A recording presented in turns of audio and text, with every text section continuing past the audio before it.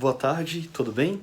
Essa é a primeira vez que eu me apresento para o pessoal que está no presencial. Eu sou o professor Antônio, eu faço parte da equipe de Ciências Naturais do nono ano, junto com a professora Lorena e a professora Amanda. E a gente agora está começando o conteúdo do nono ano especificamente, né? A gente saiu da fase de nivelamento e vai entrar agora na genética, que é o primeiro assunto do nono ano. Antes disso, alguns cuidados, assim.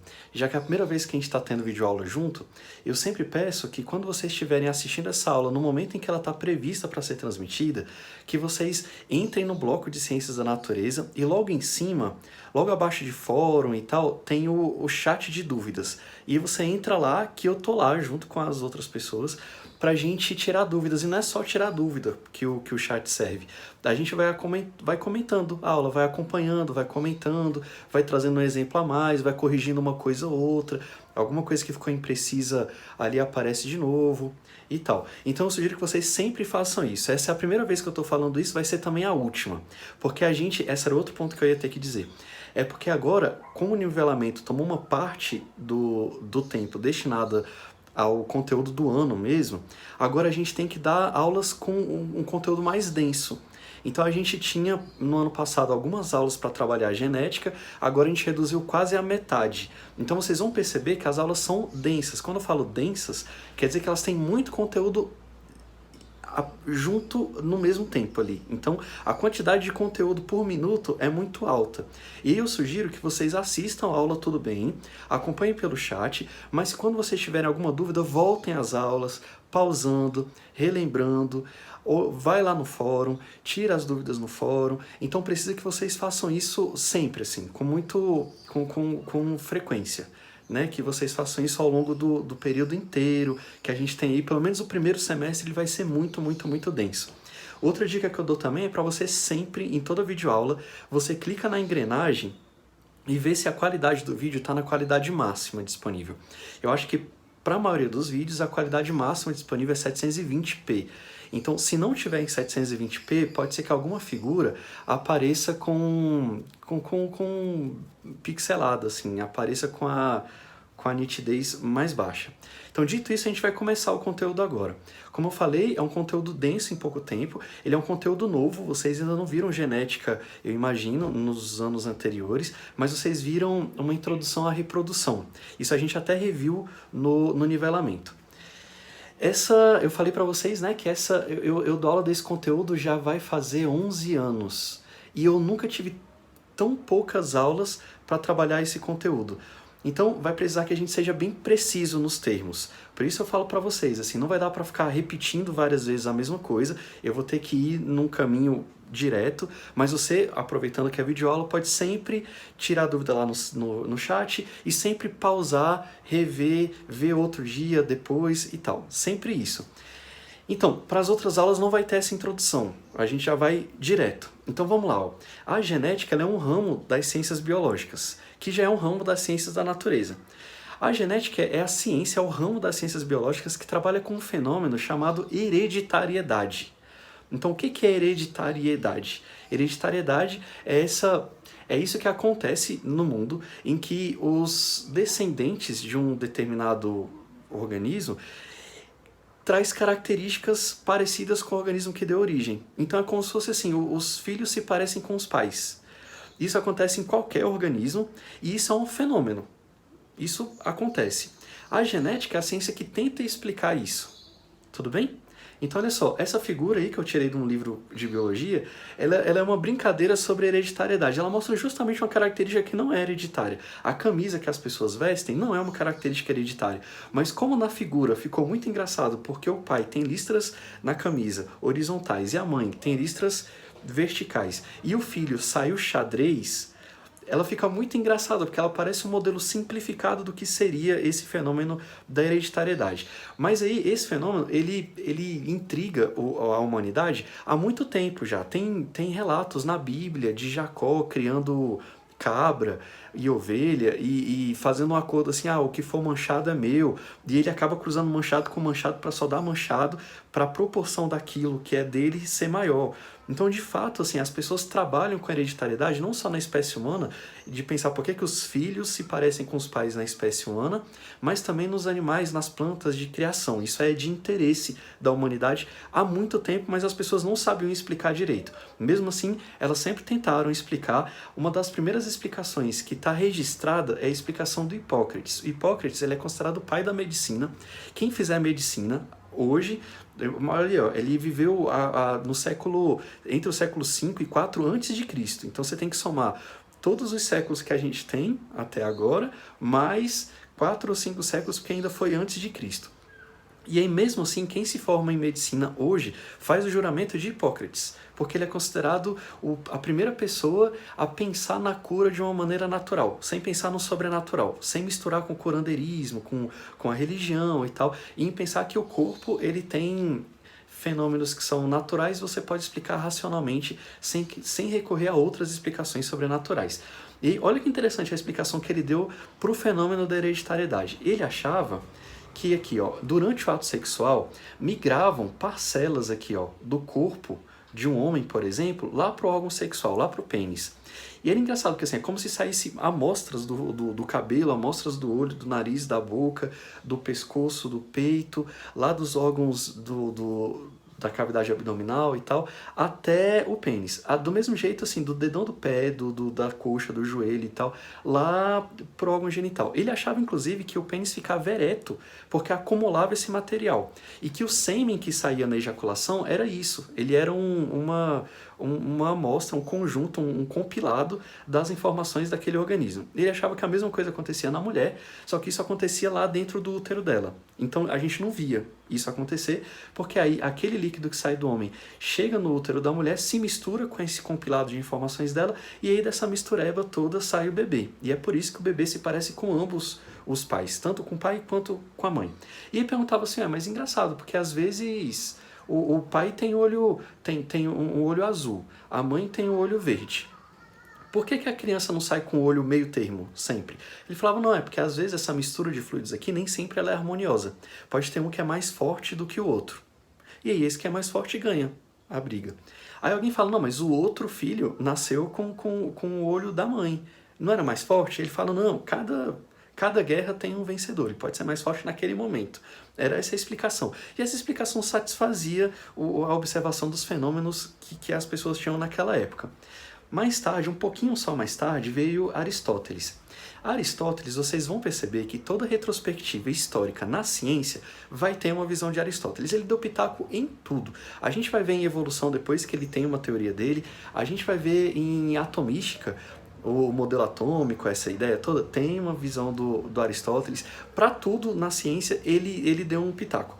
Ele estava certo? Não, ele errou todas. Mas assim, você tem que imaginar que ele era um pioneiro. Ele falava as coisas lá no século IV a.C. e isso gerou pensamentos e tal, foram aperfeiçoando, inclusive superaram o pensamento que ele trouxe. Então é isso mesmo, quem fala as coisas primeiro tende a ser corrigido depois. Essa é a ideia principal. Hipócrates, por exemplo, falou uma coisa e já foi corrigido por Aristóteles. Olha a observação interessante que Aristóteles fez. Ele falou assim, tudo bem, pode ser uma mistura lá de fluidos, igual Hipócrates falava. O problema é que a mulher, ela não engravida quando ela está menstruada, quando ela está menstruando, ou logo depois ela está menstruando. Então o sangue menstrual, ele de alguma maneira precisa existir dentro da mulher para que haja uma gestação. Então ele pensou assim, é como se o útero, isso aqui imagina, esse é o útero, e ele pensou, o útero está aqui cheio de sangue menstrual. E aí vem o fluido masculino aqui, da mesma forma como Hipócrates preconizava aqui, e é desse fluido que começa a reorganizar o sangue menstrual, ó, e esse sangue menstrual é como se ele desse material para fazer a criança. E a criança ela vai crescendo, ó, desse sangue, e o sangue vai tomando forma de criancinha. Aí tá aqui, ó. E ele pensava isso, ele pensava quando a mulher menstruou, ela acabou de menstruar, não tem mais esse sangue, não tem material para fazer a criança. E tem uma coisa interessante, é porque isso aqui forma uma analogia, uma comparação muito precisa entre o papel da semente na terra, porque é isso, na terra tá lá, ela é material, e aí vem a sementinha com as informações, chega nessa terra fértil, e aí ela germina, ela vai crescendo. E ele pensava isso também, é como se o homem desse a semente e a mulher desse o material, o substrato. E é daí que vem alguns termos que a gente usa até hoje. Por exemplo, sêmen, que é esse líquido que sai na ejaculação, ó, que sai do homem, do aparelho sexual masculino, ele tem o mesmo radical de semente. Sêmen e semente carregam esse mesmo radical. Esperma também, assim, espermato é semente. Então, a gente vai ver depois, assim, não sei se vocês já viram isso em algum momento na trajetória de estudante de vocês, mas as plantas que produzem sementes são chamadas de espermatófitas. Fito é planta e espermato é semente. Então, esperma, sêmen, é sempre comparado com essa coisa de dar a semente, né? Enquanto que útero carrega esse tero, que é do terra também. Então, é como se fosse uma analogia. Inclusive, a palavra fértil, estéril, são termos que se usam para a terra e passaram a aparecer para humanos na reprodução também. Nessa visão de Aristóteles, só a mulher podia ser estéril, ou só a mulher podia ser fértil. Essa questão da fertilidade era uma questão só da mulher, porque o homem sempre vai dar a semente. E é isso que justifica, por exemplo, essas histórias de assim, a gente vê em filme medieval, o homem culpando a mulher, a maldita mulher que não me dá filhos. Aí a gente pensa, por que não é ele o estéril? Porque naquela época não se pensava assim. Naquela época, se ele viu a semente saindo e não apareceu nada, o problema é do útero da mulher. E isso autorizava ele, inclusive, a trocar de mulher. Se nascesse com alguma malformação, com alguma deficiência, ou se não nascesse, a culpa era da mulher, porque era a mulher que tinha o material. Se o material era ruim, o corpo ali vai ser ruim também. Claro que eu estou falando isso não porque eu concordo, é só para vocês perceberem que às vezes as analogias que a gente cria, elas acabam se expandindo, ela cria um imaginário. E é por isso que é importante que a gente fique sempre atento com o que a gente está postulando, que ideias que a gente está trazendo e está fazendo circular, que discursos que a gente está fazendo circular. Porque você concorda que se a Terra ela tem uma cerca e um dono, e você faz uma analogia entre o papel reprodutivo da mulher e comparando com a Terra, ela também precisa de uma cerca e um dono. Então isso justifica o patriarcado e o machismo que se via na época. Então a ciência, ela não está dissociada, as ciências da natureza não estão dissociadas a essas visões de mundo. E aí você pensa assim, tudo bem, mas isso faz muito tempo, veio gente depois. Veio, mas olha que interessante, ó. Olha o tempo que Aristóteles deu a sua contribuição aqui e olha o tempo em que a próxima pessoa foi dar a contribuição. Então, é muito tempo. Aí você fala, nossa, de 300 aqui e tal, para 1500 foram 1200 anos. Não, você não subtrai, você soma. Porque isso aqui é depois de Cristo e isso aqui, ó, é antes de Cristo. Então foram praticamente 2000 anos em que essa ideia, ela foi a ideia vigente. E é interessante porque, assim, essa ideia, ela foi muito importante no tempo, porque ela passou muito tempo sendo a ideia vigente, e no espaço também. Porque eu não sei se vocês sabem, mas Aristóteles, ele era o conselheiro de Alexandre o Grande, lá da Macedônia, eles dominaram, fizeram um império muito grande, e aí essas ideias circularam por um espaço muito grande. Então é natural que, por isso que eu estou falando assim, tá? Tem rastros disso na nossa língua, tem rastros disso na nossa maneira de pensar, mais ou menos.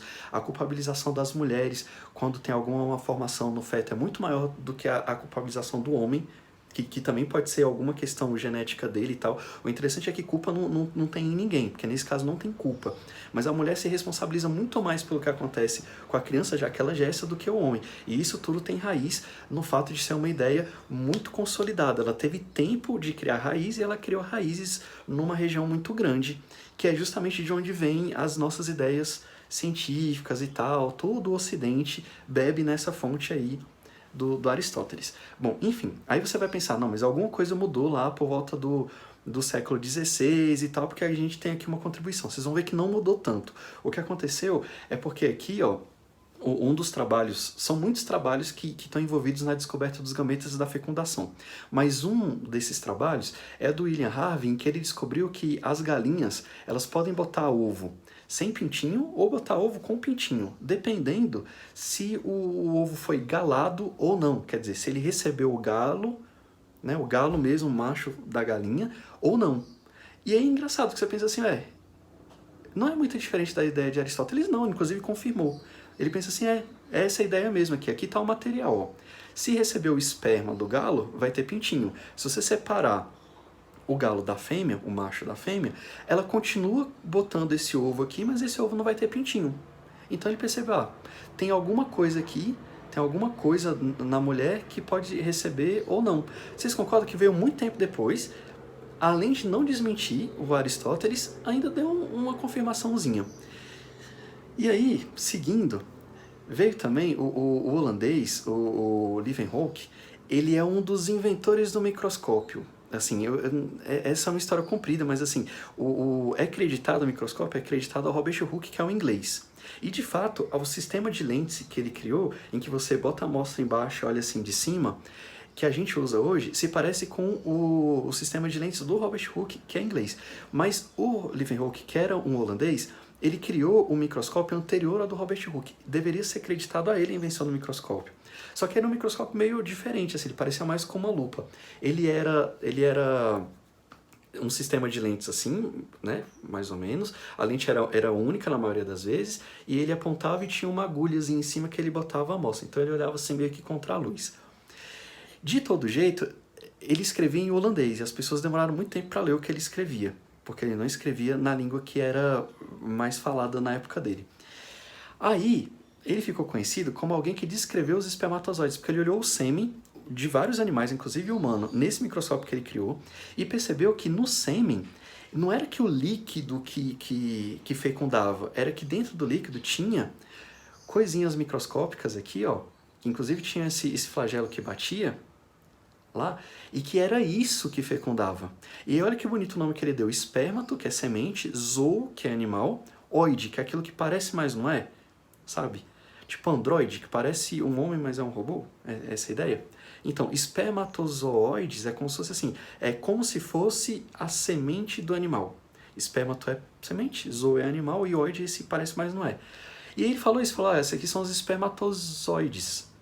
E aí, de novo, assim, confirmou a ideia de semente. É como se as sementes tivessem aqui, como se as sementes existissem. E aí, como eu falei, isso dá mais força ainda para aquela ideia aristotélica de que o homem fornece a semente e a mulher fornece o material. Teve gente, inclusive, que olhou para os espermatozoides no microscópio, olhou mesmo, olhou lá e desenhou que estava vendo isso aqui, ó. Ele estava vendo uma cabeça e ali, ó, membros de um homúnculo, de um homem em miniatura. Homem no sentido de humano, pode ser mulher também. Dentro aqui, ó, dos espermatozoides. Eles achavam, inclusive, que isso aqui, esse rabinho do espermatozoide, já formaria o cordão umbilical. Viagem. Mas é só para mostrar que, assim, quando em ciência acontece isso, quando você olha para uma coisa já tendo certeza, você vai ver só o que você já acha que tem.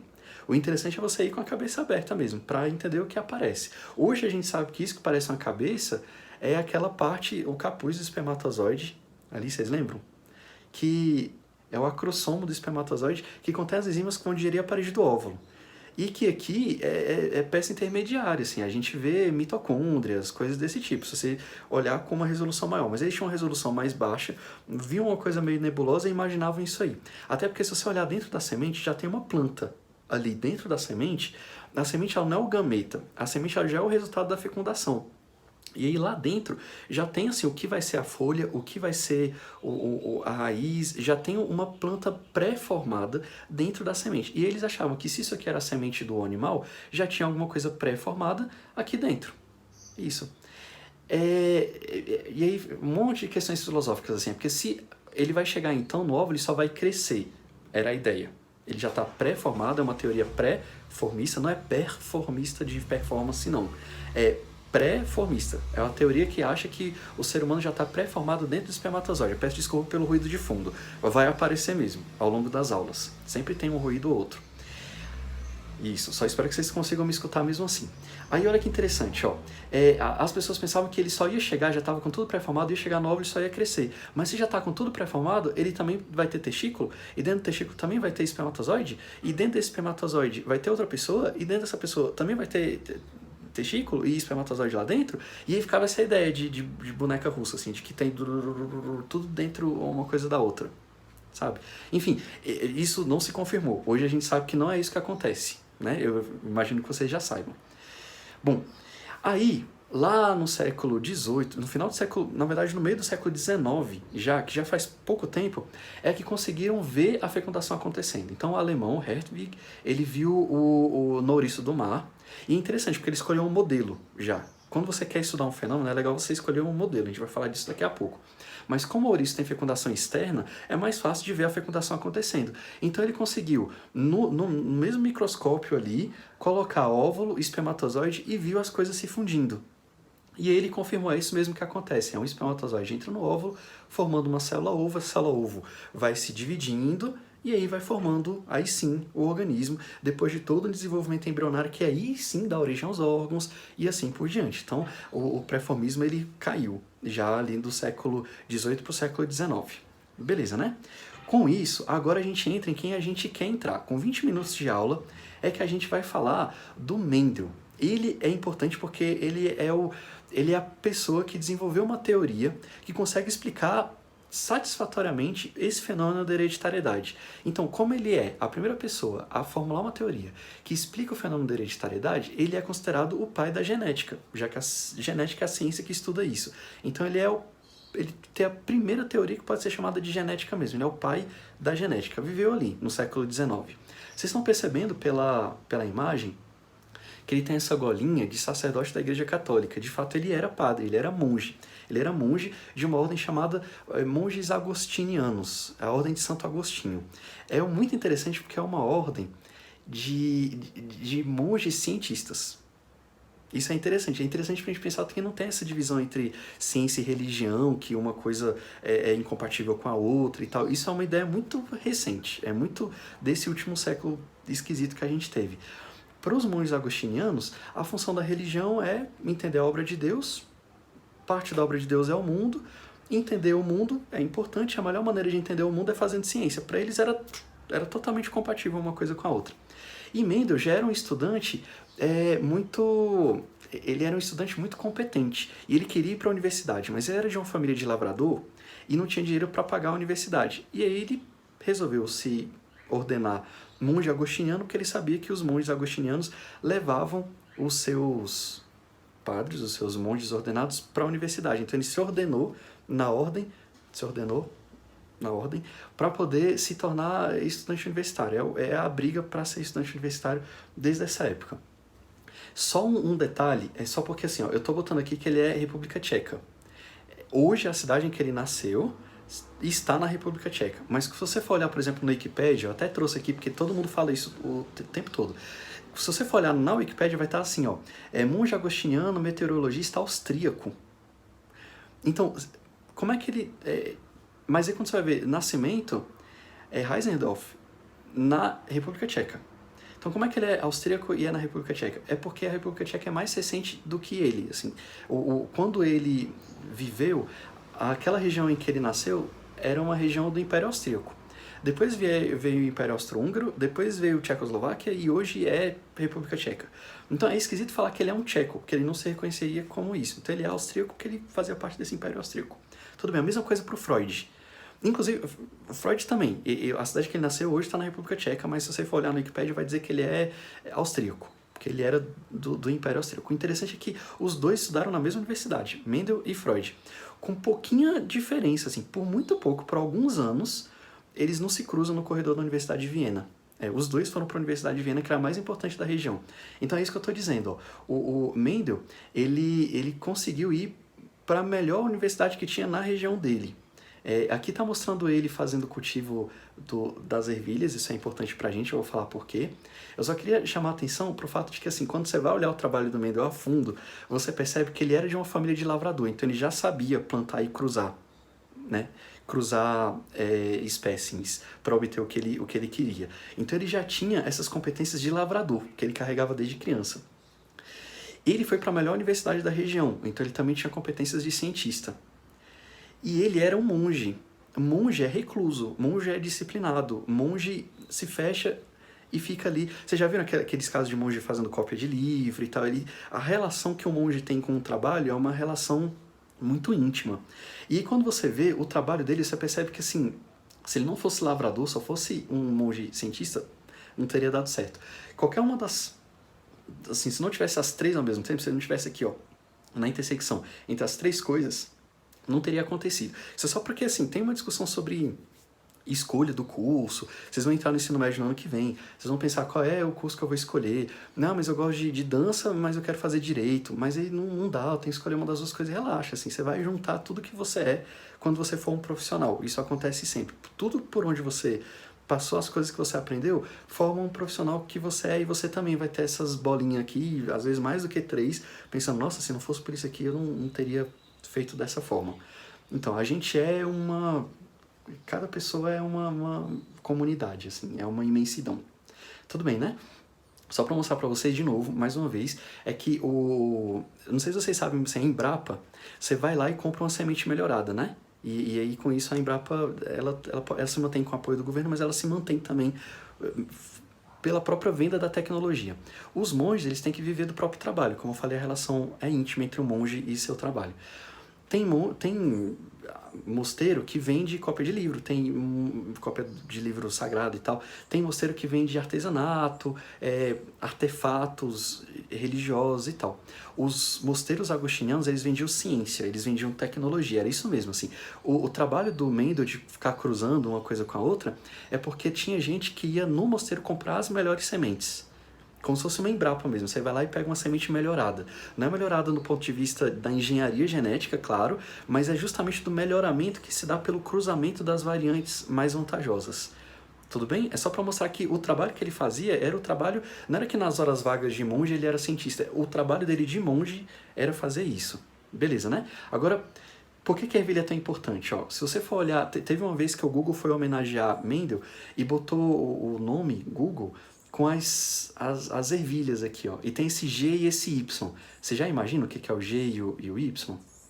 Imagino que vocês estão falando no chat aí, chutando. Tem gente que fala assim, é gene. Não, ainda não. É só green e yellow. É só o vermelho... Desculpa. É só o verde e o amarelo. É só uma indicação disso. A gente vai falar disso daqui a pouco. Eu só queria dizer para vocês que uma das coisas legais que Mendel aprendeu na Universidade de Viena é escolher um modelo. Quer dizer que se você quiser estudar um fenômeno, é importante que você saiba escolher um organismo que é mais fácil estudar aquele fenômeno, né? Então, por exemplo, se você vai estudar a audição, você pode pegar um animal, assim, mas se você pegar um morcego, talvez seja mais legal, porque como se ele se orienta pela audição, se você quiser estudar a audição mesmo, como que ela acontece e tal, no morcego talvez seja interessante. Quer dizer, um modelo é um organismo que, por alguma característica que ele tem, ele é mais interessante você estudar um fenômeno, né? E isso é muito moderno na época. Hoje ainda é. Pessoas que sabem escolher muito bem qual organismo vai estudar para descrever um fenômeno é muito raro quem faz isso competentemente. E Mendel já fazia isso lá no século XIX. Por que a ervilha ela é um bom modelo para estudar hereditariedade? Olha que interessante, ó. Porque... claro, assim, é fácil cultivo, é de fácil acesso. Se você pegar uma planta que não existe na sua região, não adianta. Se ela morrer, você vai ter que correr atrás de viajar para poder pegar ela de novo. Então, claro, fácil acesso, cultivo fácil é importante. Mas eu até tirei isso porque muitos organismos encaixariam nisso. Mas por que a ervilha? Porque ela tem um ciclo de vida curto. O que isso quer dizer? Que aquele ciclo de vida entre nascer, se reproduzir, produzir descendentes e tal, e morrer, é muito curto, quer dizer que ela morre muito rápido. Aí você fala, é bom uma coisa que morra rápido para você estudar? Depende do que você está estudando. Se você for estudar, por exemplo, fisiologia vegetal, se você for estudar como que a planta funciona, como são os órgãos dela e tal, se ela morrer rápido é horrível. Esse não é um bom modelo, a ervilha não seria um bom modelo para estudar o funcionamento, como que ela suga seiva, como que ela faz fotossíntese, porque rapidinho ela vai morrer. Então, para isso, não seria um bom modelo, mas para hereditariedade é muito bom. Por quê? Porque ela produz descendente e morre, esse descendente produz descendente e morre. E rapidinho você vê várias gerações, né? Para hereditariedade, para estudar como que uma característica biológica ela consegue passar de uma geração para outra, é mais legal quando você tem várias gerações em um curto espaço de tempo. E a ervilha tem isso. Beleza, né? Mas não é só isso que ela tem. Ela também tem prole numerosa. Quer dizer que de uma ervilha nascem várias sementes. Isso é importante?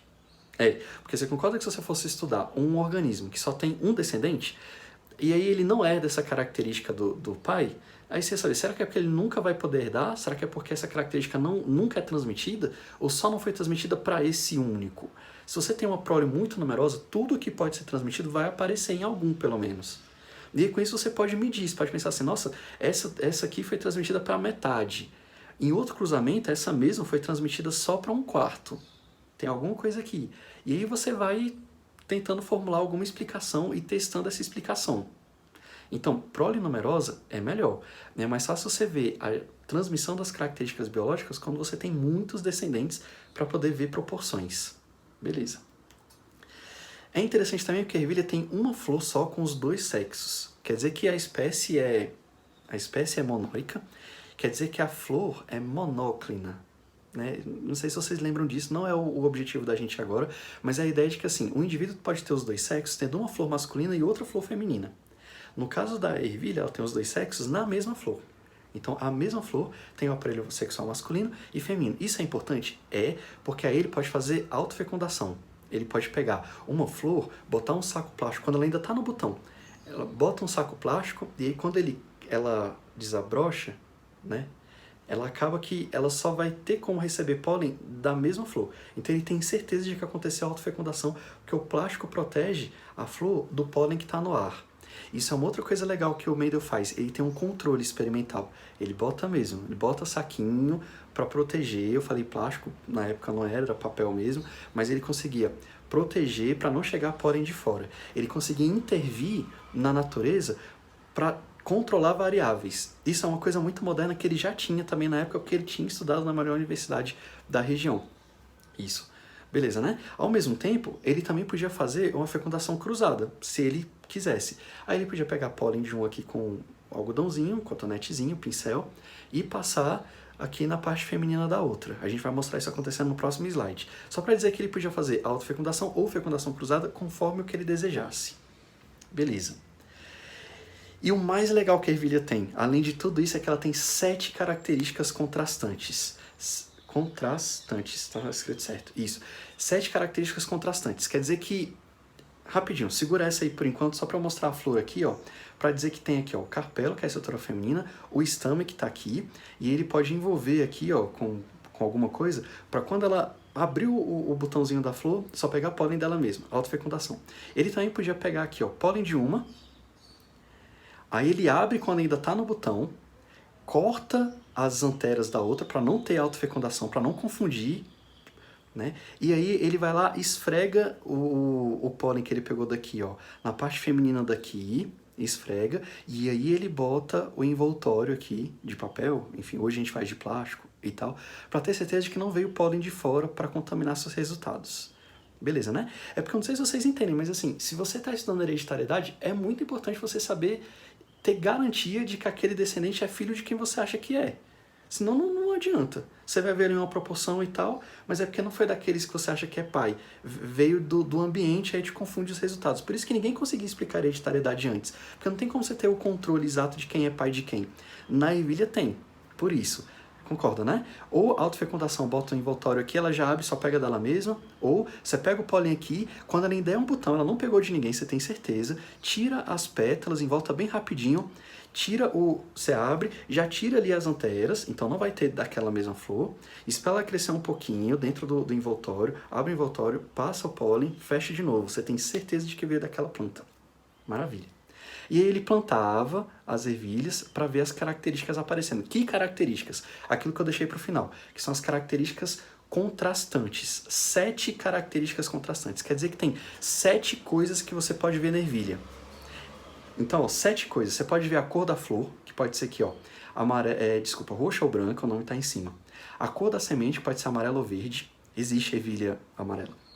O formato da semente pode ser aqui, ó, redonda, lisa ou enrugada, rugosa. O formato da vagem pode ser infladinha ou constrita, sabe, como se fosse embalada a vácuo. Você pode ver a cor da vagem, que também é amarela ou verde. Você pode ver a posição da flor, que é axial, quer dizer, é no eixo do galho. A flor nasce do galho. Ou terminal, ela nasce no finalzinho do galho. Terminação do galho. E o comprimento do caule, tem planta que é alta e tem planta que é baixa. Caule alto e caule anão. Eu falei contrastantes. O que é contrastantes? Contrastantes é você perceber que aqui, ó, entre o roxo e o branco não tem meio termo, tem um contraste absoluto. Ou é roxo ou é branco. Não tem um rosadinho e tal, não é. Papum. sabe? Não tem uma variação contínua, assim, que vai do mais roxo até o mais clarinho, até o mais clarinho, ficando branco. Não tem. Aqui também, ou é amarela ou é verde. Não tem um amarelo meio esverdeado, assim, não. É pá, pum. Então você concorda que, ó, 7 coisas você pode ver, ó. 1, 2, 3, 4, 5, 6, 7. 7 características. E entre as aparências de cada característica aqui, o contraste é absoluto. Perfeito, essa é a melhor coisa que você pode ter para você fazer um experimento. 7 coisas observáveis nas mesmas ervilhas. E aí ele vai fazer o experimento dele. Eu tenho pouco tempo, mas eu vou mostrar o experimento e aí na aula que vem a gente vai voltar no experimento. Então a gente vai mostrar o experimento 2 vezes. No final da primeira aula e no começo da segunda, para a gente poder ver o experimento 2 vezes. Tudo bem? Então é assim, ó. Qual característica a gente podia escolher aqui? A gente podia escolher qualquer uma. Para mostrar, eu vou pegar essa segunda aqui, que é a mais comum, que todo mundo fala. É a cor da semente, pode ser amarelo ou verde. Então olha só, experimento de Mendel, eu podia ilustrar com qualquer uma das 7 e escolher essa. Então pode ser aqui, ó, ou amarelo ou verde. Qualquer pessoa despreparada cruzaria uma com a outra. Fala assim, deixa eu cruzar para ver o que acontece. O melhor é você ter o controle, é você tirar as variáveis que você não quer que apareçam, controlar as variáveis. Então o que Mendel fazia antes de cruzar uma com a outra, era cruzar entre si para formar a linhagem pura. Então ele pensava assim, vamos cruzar o amarelo com o amarelo até nunca mais sair verde. Fazer a mesma coisa com verde. Cruza verde com verde até nunca mais sair amarelo. Porque a gente sabe que aquela amarela é filha de uma linhagem antiga de amarelas. Então ela tem aquela característica pura. A mesma coisa para o verde. Aí sim você cruza o amarelo puro com o verde puro. É assim que você começa um experimento. Beleza, né? Mendel é muito... Eu sou fã, assim, não sei se vocês já perceberam, mas o raciocínio experimental dele é muito, muito, muito bom. Hoje, 2 séculos depois, ele já seria uma pessoa com raciocínio experimental acima da média. E olha só, ele chamou essa geração de geração P. Você fala P de pura. Não, é P de parental, são os pais, ali, a primeira geração. Mas sim, elas eram puras também. Então se isso te ajudar a lembrar que era a geração das puras, ajuda. Só não fica pensando que é P, até porque a próxima geração é F de filial. Aqui é parental, aqui é filial. Filial 1, a primeira filial. Então o que acontece aqui? Ó? Quando você cruza o amarelo puro com o verde puro, dá o quê? Dá 100% amarela. Não aparece nenhuma verde, nenhuma.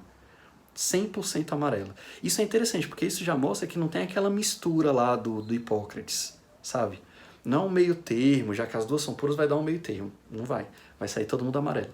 E quando você faz a autofecundação dessa, ou quando você cruza com uma outra amarela que também é filha desse mesmo cruzamento, quer dizer, tá nessa mesma geração de filiais dessas aqui, o que você tem? Aí você pensa, se você cruzar o amarelo com verde só deu amarelo, quando você cruzar amarelo com amarelo aí que só vai dar amarelo mesmo, verde morreu. Não. Olha que interessante, quando você cruza essa que já não é mais pura, né? Porque ela é filha da verde. Com essa aqui que também não é pura, que ela veio da mesma fecundação, pode ser até ela mesma, também filha da verde. Olha que legal que acontece, ó. Você tem amarela, amarela, amarela, verde. Somando tudo, assim, você tem 1/4 de verde. O verde voltou, o verde reapareceu. Esse é o experimento do Mendel. Na próxima aula, a gente vai explicar isso. A gente vai dizer por que acontece dessa forma. Beleza, né? É isso então. Aguardo vocês na aula de amanhã já. Tchau, tchau, pessoal. Até a próxima.